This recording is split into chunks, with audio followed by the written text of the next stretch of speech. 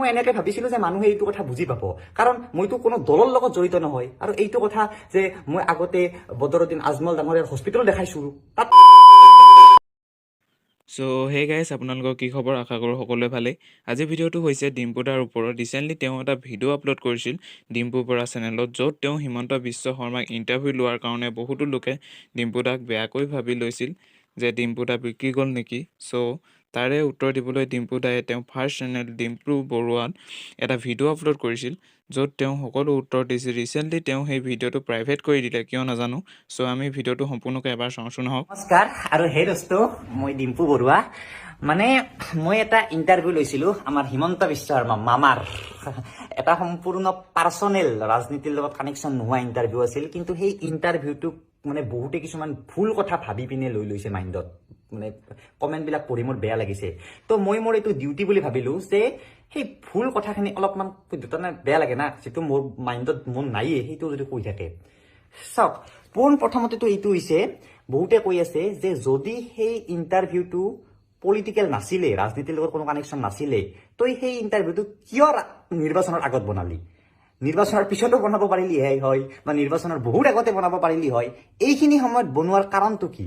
তো এইটো মই ক'ম মই কি ভাবিছিলো। আৰু তাৰ পিছত বহুতে এটা কথা সুধি আছে যে আজিকালি মোৰ ভিডিঅ'তে হওক বা অসমীয়া ইউটিউবাৰ্ছখিনিৰ ভিডিঅ'ৰ আগত কিছুমান এডভাৰটাইজমেণ্ট চলে, কিছুমান ৰাজনীতিক দলৰ, বিজেপিৰ এডভাৰটাইজমেণ্ট আৰু সেই এডভাৰটাইজমেণ্ট কি আমি লগাও নেকি নাকি? এই দুটা এনচাৰ আজি দিব চেষ্টা কৰিম। চাওক, প্ৰথমতেতো নিৰ্বাচনৰ আগত মই কিয় বনালো? তাৰমানে কি জানেনে, প্ৰতিটো বস্তুৰে এটা ট্ৰেণ্ড থাকে না। এতিয়া মই যদি সৰস্বতী পূজাৰ ভিডিঅ'টো সৰস্বতী পূজাৰ 2 দিন পিছত দিওঁ, ইমান বেছি নাচাব, সৰস্বতী পূজাৰ দিনাই দিওঁ। ঠিক তেনেদৰে ইয়াতো মই ভাবিলো যে বৰ্তমান যিহেতু ৰাজনীতি চলি আছে গোটেই অসমত, নেতাবিলাকে সেই প্ৰচাৰ চলাই আছে, কিছুমানে দৌৰি আছে, কিছুমানে বুলি আছে, কিছুমানে চাইকেল চলাই আছে। তো মই ভাবিলো এইখিনি সময়ত তো সকলো টিভি চিভি বেলেগ পৰ্টেল চৰ্টেলটো চব ৰাজনীতি হৈ গৈছে। তো মই যদি এটা ৰাজনীতিৰ পৰা বহুত দূৰত এটা অৰাজনৈতিক সেই লওঁ, এইটো চলিব।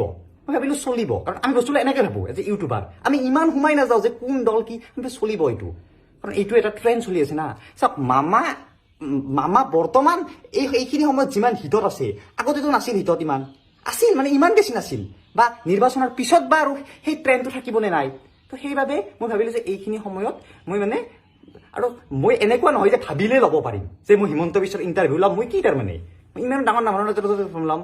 তো তেখেতৰ মই প্ৰচেছখিনি কৰিলো, PA লগত কানেকশ্যন কৰিলো যে এনেকুৱাকৈ এটা অৰাজনীতি, তেখেতে ক'লে হ'ব। তো মই ইমান ভবা নাই, মই গৈ পিনে এটা অৰাজনীতি ইণ্টাৰভিউ ল'লো। আৰু মই এনেকৈ ভাবিছিলো যে মানুহে এইটো কথা বুজি পাব, কাৰণ মইতো কোনো দলৰ লগত জড়িত নহয়। আৰু এইটো কথা যে মই আগতে বদৰুদ্দিন আজমল ডাঙৰীয়াৰ হস্পিটেল দেখাইছো, তাততো মই একো সেই কৰা নাই, বা আমাৰ ঘৰত কংগ্ৰেছৰ মানুহ আহিছিল, ইয়াতো সেই কৰিছিল, বা মই ভাবিছিলো এইটো সম্পূৰ্ণ অৰাজনীতি, মানুহে বুজি পাব। কিন্তু মানুহে যে ইমান বেয়াকৈ বস্তুটো ল'ব মই ইমান নাজানো না।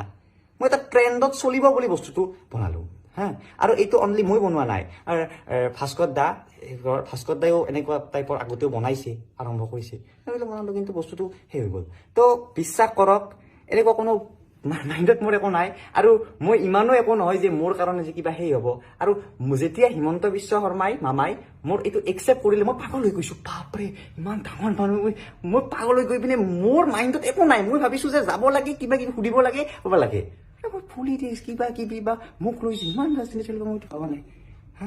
তো বিশ্বাস কৰক, মই ইমান বেয়া নহয়, বা মোৰ মাইণ্ডত ইমান একো বেয়া ভাৱ নাই, বা মোৰ কাৰণে কিবা মই ভোটৰ কথা একো কোৱাই নাই। মই তেখেতৰ ল'ৰাই কি পঢ়ি আছে, মই তেখেতক কি ভিডিঅ'টো যদি চাইছে গম পাবই। তো ইমান বেয়াকৈ মই কেতিয়াও নাভাবোঁ, বা কোনো দলৰ পক্ষে, কোনো দলৰ বিপক্ষে নাই। মই ভাল বস্তুক ছাপোৰ্ট কৰোঁ। আজি যদি মোক কয় না যে তই বেলেগ আৰু কোনোবা তেনেকুৱা মানুহ, তেনেকুৱা মানে এতিয়া সকলো ৰাজনৈতিক দলত মই ইণ্টাৰভিউ লৈ ফুৰিব নোৱাৰোঁ।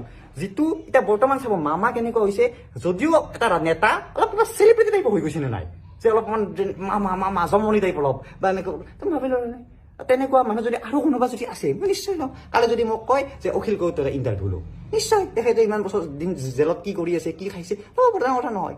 ইয়াত যদি ৰাজনীতি আনে, কি কেনেকুৱা কথা হ'ব?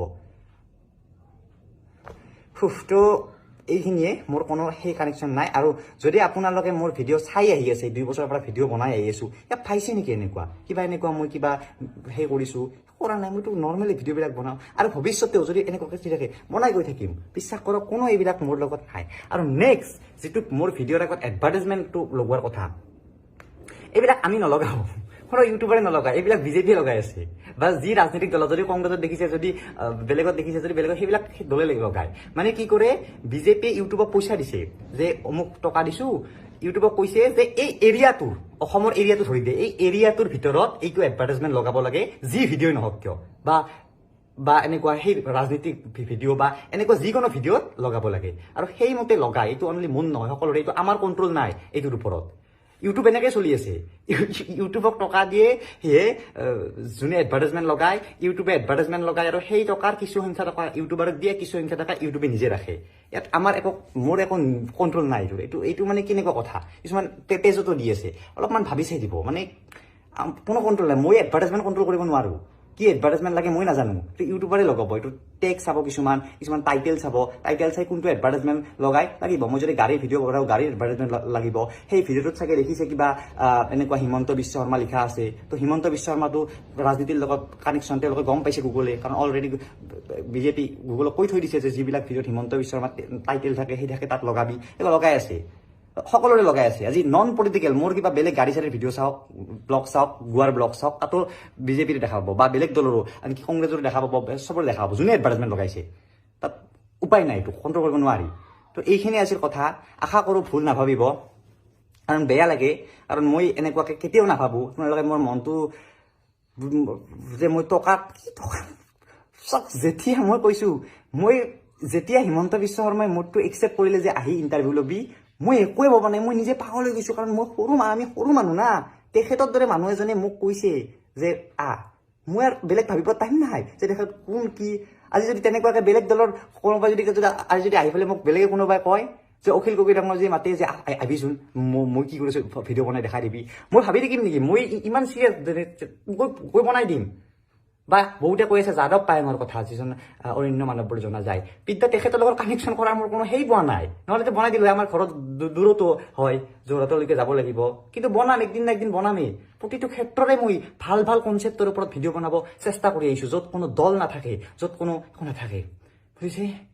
প্লিজ এইখিনিয়ে ক'লোঁ, বেছি নকওঁ আৰু। ধন্যবাদ। তো আজিলৈ ইমানেই আছিল। যদি ভিডিঅ'টো ভাল লাগে লাইক, শ্বেয়াৰ, আৰু যোনসকলে মোৰ চেনেলটো নতুন হয় প্লিজ ছাবস্ক্ৰাইব কৰি দিয়া। লগতে কাষতে থকা বেল আইকনটো টিপি অল কৰি দিবা, যাতে সকলো ভিডিঅ' আপডেট আগতীয়াকৈ পায়। যদি ইনষ্টাগ্ৰামত ফ'ল' কৰা নাই, ফ'ল' কৰি দিবা। তো আজিলৈ ইমানেই, বাই।